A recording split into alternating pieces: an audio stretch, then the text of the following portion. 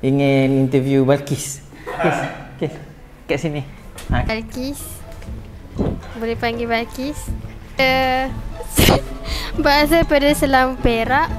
Umur 20 tahun. Lepas tu Okey, Kis.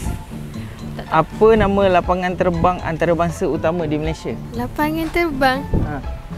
Yang utama di Malaysia.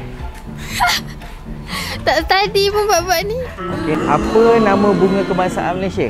Bunga kebangsaan. Bunga raya. Bunga raya. Okey. Apa warna pada bendera Malaysia? Warna-warna yang ada di bendera Malaysia. Merah, putih, biru, kuning. Tu je. Apakah bahasa rasmi yang digunakan di Malaysia? Bahasa Melayu. Okey. Siapakah Perdana Menteri pertama Malaysia? Aduh, lupa pula.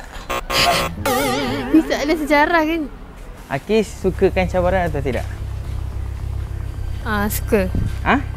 Suka. Okey, memang Balqis adalah orang paling tepat sekali. Okey, Akis, sekarang anda diberikan masa sebanyak 5 minit untuk menyediakan satu makanan. Okey, tu Akis boleh cakap apa-apa Akis nak cakap? Hari ni kita nak masak. Bawang ni dah ada, boleh guna? Boleh.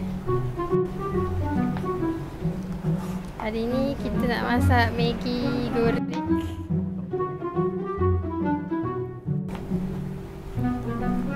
Bawang merah dan bawang putih. Macam mana nak buka tu?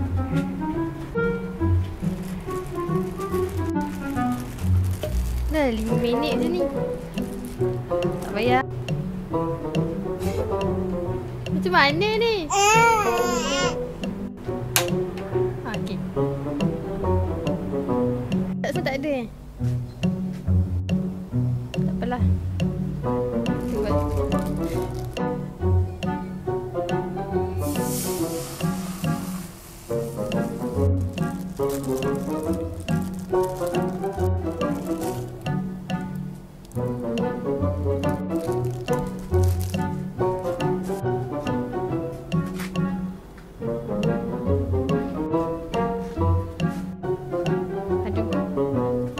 Lambatnya.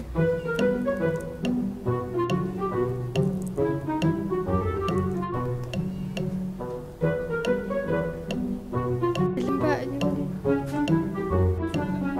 Sebenarnya 5 minit ni cukup kalau makanan tu kenapa tak buat telur dadah? Sebenarnya bagi saya tak cukup. Entahlah bagi orang lain cukup ke tidak.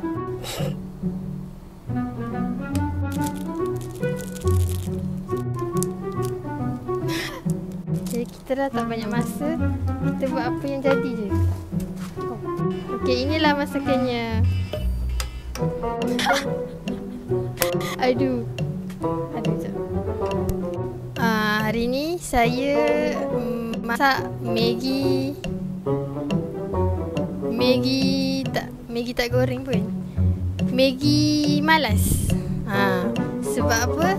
Ini masa hanya, ini memang orang cakap tak ada 5 minit pun dah boleh siap dah sebenarnya. Tapi sebab kita tadi buntu nak buat, tak tahu nak buat apa. So inilah hasilnya. Tahniah untuk Balqis sebab 5 minit dia boleh sediakan Maggi tenggelam. Okey. Jangan lupa cuba resepi daripada saya.